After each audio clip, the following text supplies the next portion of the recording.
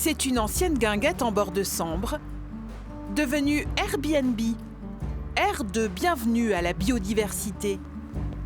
Rachel et Thomas, les propriétaires, se sont portés volontaires il y a 2 ans pour installer gîte et nichoir sur leur terrain. C'est possible, ouais. Ouais, des maisons, j'en ai beaucoup. Il y en a beaucoup aussi, ouais, des maisons. Ouais, c'est vrai que la mésange bleue et elle, c'est vraiment les deux plus assidues à la mangeoire. C'est celles qui vont se battre d'ailleurs entre elles parce qu'elles sont territoriales pour accéder à la ressource alimentaire. Des abris pour des espèces encore familières de nos jardins comme les mésanges, mais aussi d'autres pour accueillir les troglodytes, les rouges-queues ou les hirondelles. La venue de Fabien Charlet du parc naturel régional Tombe à Pic pour aider nos hôtes à installer le nid de ces dernières. Vous pourriez venir le poser ici, vous le mettez un peu à l'intérieur pour éviter les effets du climat, et les vents et la pluie. Près de la moitié des hirondelles rustiques ont disparu ces 10 dernières années en France. Une hécatombe. Parmi les abris fournis par le parc figurent aussi des gîtes pour les mammifères comme les chauves-souris et les petits rongeurs comme les léraux. Oh oui, il y en a. Oui, il y en a. Oui, il y en a. Il y a des petits bébés en plus. Vérification faite, c'est une famille de campagnols qui s'est installée dans l'abri du Léraux.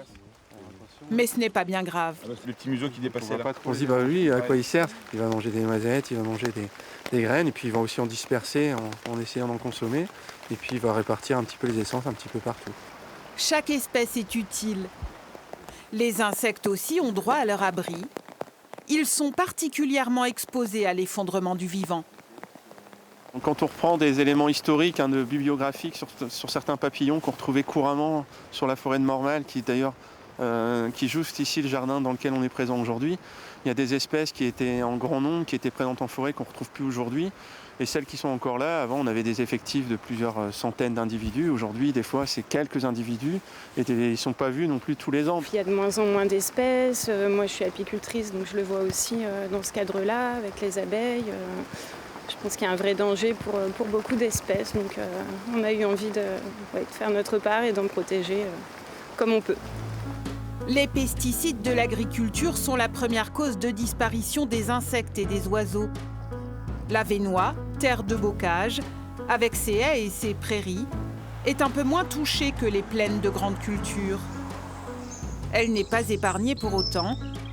La pie-grillet Château-Gris, par exemple, a totalement déserté cette campagne depuis 2009. La distribution de kits Airbnb par le parc régional est un moyen de lutte. Il en distribue une trentaine par an depuis 2017. Et ça, vous allez le mettre à 5-6 mètres pour éviter aussi la prédation par le chat, qui parfois a tendance à attaquer aussi les chauves-souris qui sortent.